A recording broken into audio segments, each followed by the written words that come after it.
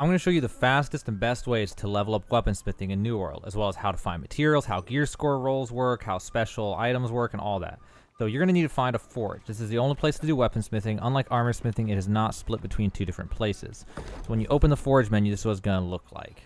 In here, you'll see all the different ones. You have iron, then you unlock steel, and then you unlock starmetal, then eventually orichalcum, as well as a bunch of special ones along the way. Now, the fastest way to level this profession, hands down, is you scroll down here to consumables, and there's weak honing stones. This takes 1 stone block, 1 death mote, and 1 fire mote for 36 weaponsmithing experience. What you're going to want to do is you're going to want to collect death motes and fire motes, and usually you can just buy stone blocks pretty cheap, or you can get them yourself if you want to also. And then you're just going to burn them down, and you're just going to throw the honing stones on the ground. Good luck trying to sell them, because at least on my server there's 0.01, and there's like thousands of them on there. So I don't even bother, I just throw them on the ground. Alternatively, you can also buy the death motes and the fire motes if you see them cheap enough for your liking, but that price point is up to you and your budget. Now, as for the best places to get fire and death motes, for fire motes, you'll find them here and there west of Windsward in the fields, all through here. But if you want a more dense place, you can go to Cutlass Keys, and over on the island on the south side, you can find the ones where you mine the fire essence, and there's a bunch of plants. Then once you get higher level, there's a lot more when you go over to Morningdale. Down in this valley, in the flooded plains, you'll find lots and lots and lots of the fire essence mining thing. I forget what it's called. I know it's Blight Craig for the other one. I don't remember that one. And then finally in Great Cleave, you'll be able to find a lot of the fire mining thing, whatever you call it, in this part of Great Cleave to the northeast of Cleave's Point Outpost. In this region, you'll be able to find lots and lots of that.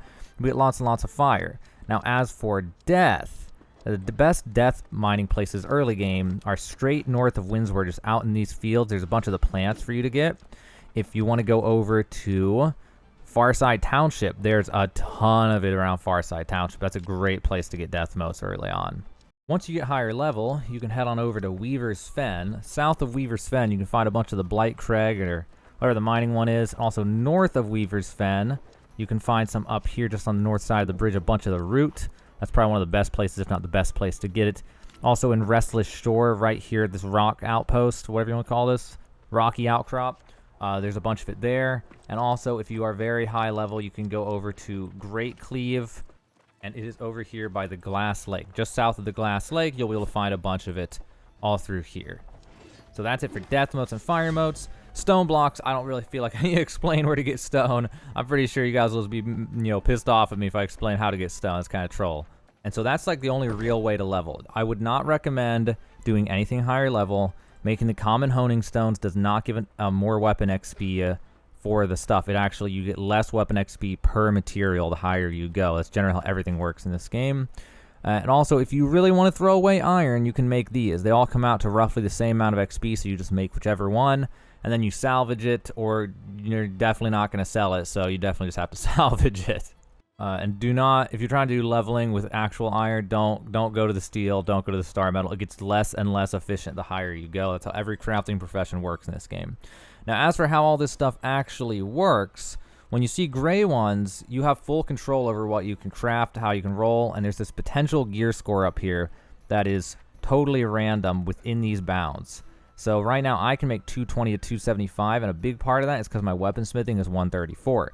If my weaponsmithing was 1, then my potential gear score would probably be more like 200 to 250 or 200 to 225. I forget where it starts out at.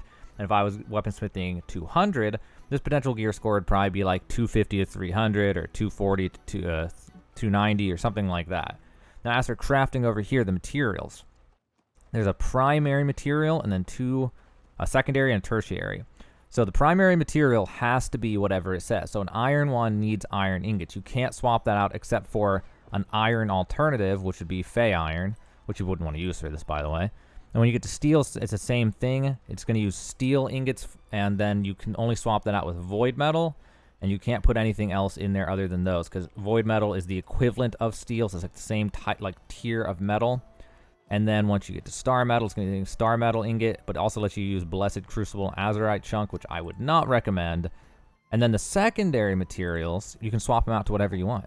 You can go timber, you can go wordwood, you can go coarse leather, you go shift hide. And when you change these, it changes the potential gear score roll that you can do. So let me turn these back to this. If you watch up at the top right, the potential gear score is 200 to 275.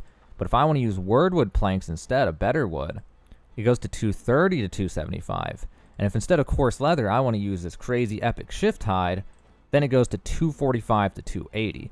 So you can do that in order to pump up the gear score of what you're making, which is really helpful when you get later on and you're trying to make endgame type gear. Now over here on the right, you'll see attributes and perk. And if I go down here to a better one, you'll see 3 different ones. And then eventually when you get down to the final ones, wherever they are, here they are, you'll get 4 different things. Now what these are attributes, perks, gem slots, etc. And you can't really control these a whole lot, but the way you control these are these 2 buttons right here. So the first one is how you use crafting mods. If you put on a crafting mod, it'll no matter what guarantee one of these things. So you can do 2 different things with crafting mods. You can control the stat that you get, so you no matter what get constitution, dexterity, focus, and it'll no matter what give that to you.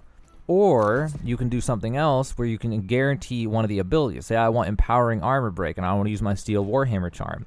Now no matter what, when I make this hammer, it is going to have empowering armor breaker on it. That's 100% chance.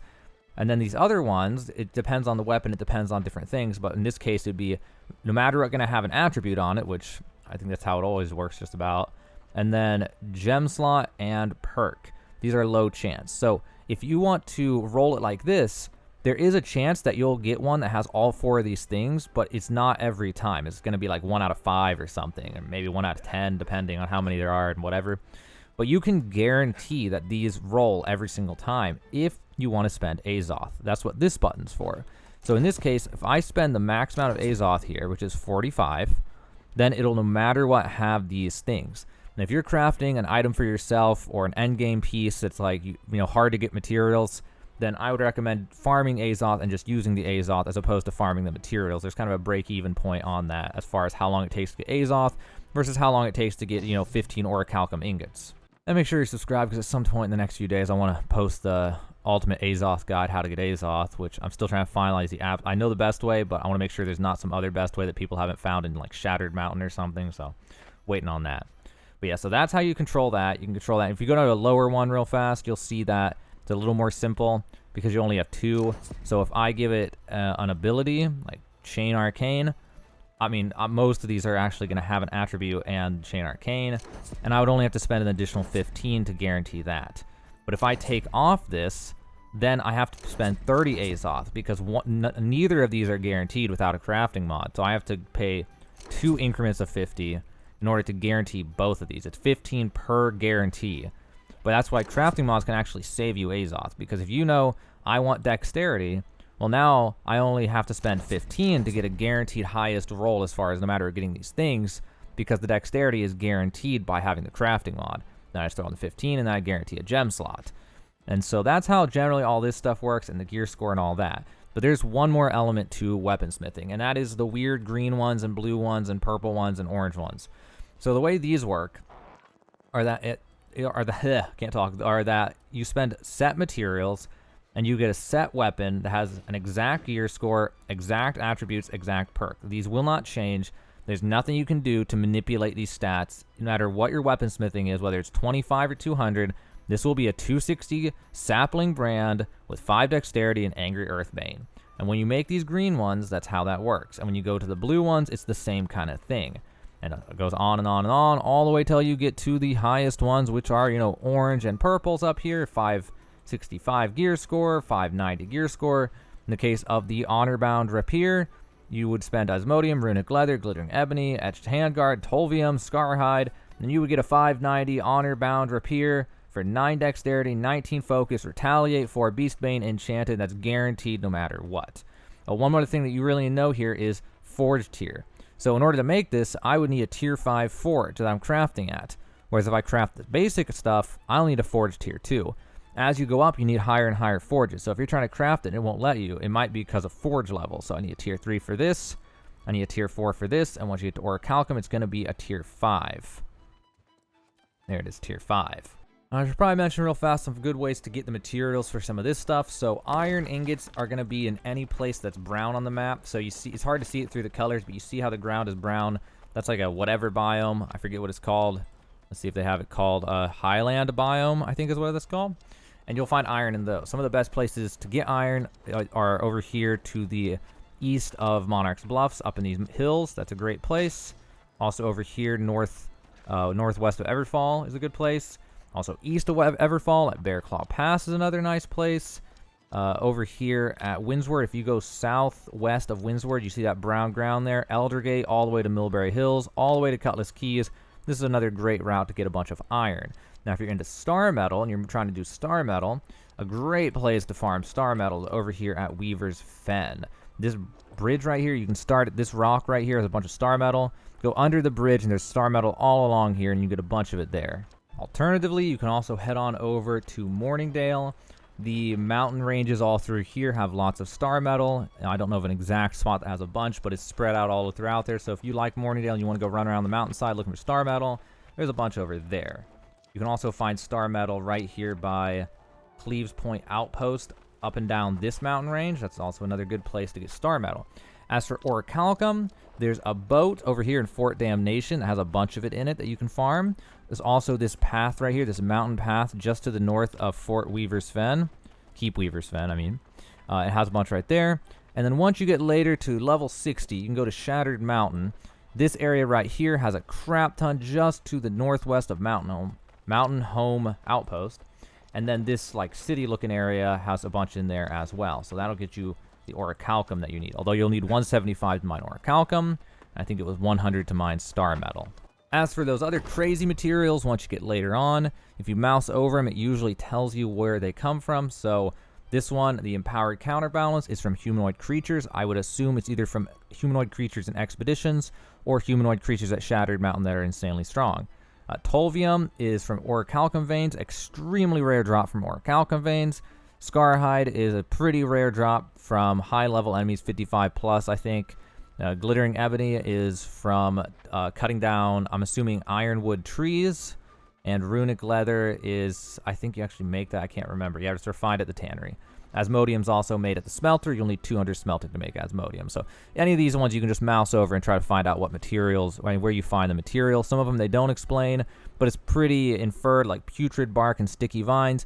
I would assume that these are uncommon drops from trees, but I could be totally wrong. I have no idea, to be honest with you, on these ones because it doesn't tell me. But that might help you out to find some of these if you're looking for how to find the materials for them.